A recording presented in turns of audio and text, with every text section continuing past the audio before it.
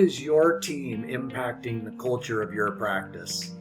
Good morning, everybody. Welcome into this week's 5 Fantastic Minutes. It's Coach Eric with New Patient Group, and I want to talk about how each and every member of your team have an impact on the culture you're trying to create as an organization.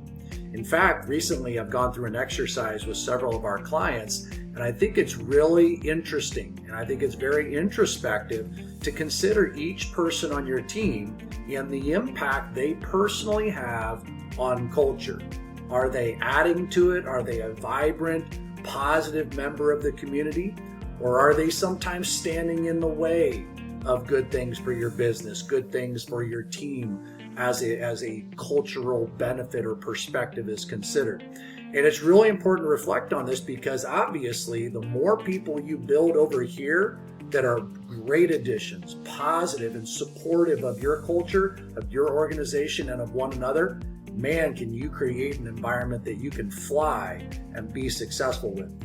Any number of those other side type of employees, and it can really get in the way and cause lots of burned time and energy and resources, and ultimately may never allow you to accomplish the things that you want. So the exercise that we spent time on was a green light, red light exercise. Throw yellow in the middle, if you will, as well. And so what we're looking for is as you reflect on your team, or maybe it's as your team even reflects on each other, how would we position each person? Are they a green light employee, meaning that they have tons of energy, they appreciate other people, they're not just willing to change, but they are ready to change, they're ready to improve, they're invested in the process of your practice, they come with positive spirit and energy, and they're looking for personal improvement. You get what I'm saying? That person is really great for your business. So would you give the members of your team greens, like I just described, or would there be certain members of the team that might earn a red light towards the culture of your practice? That meaning they're not very unified with the rest of the team. They don't show themselves to be terribly coachable or interested in personal improvement. Maybe they're catty, or they gossip in the back hallway or the lunchroom, and it undermines things. Speaking of undermining, how about undermining the direction of authority? Do you have somebody that sometimes cuts under the rule or the direction of you as the leaders are trying to implement? They kind of interfere and get in the way of that. They're stuck in their own ways and they're quick to criticize, right? And yellow would be somewhere in between. But as you go through an exercise like this, and of course if you're doing this with your team, it's an anonymous thing, so everybody's listed out on the sheet of paper.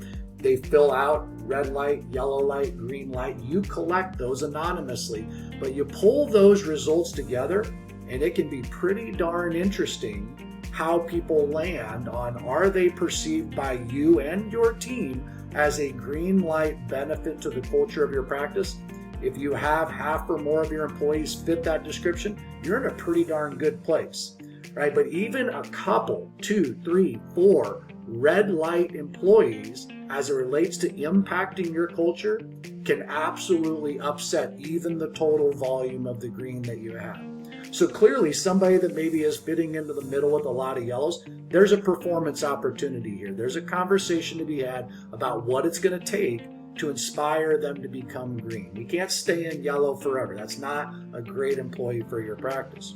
But if you've got somebody that's in the red, they kind of get one shot. It's time to improve. It's time to improve now. And honestly, you need to be ready to dismiss that person because they are getting in the way of what your business could accomplish. And heaven forbid that one red person ultimately costs you green employees who leave because they just can't take it anymore. That's the worst scenario.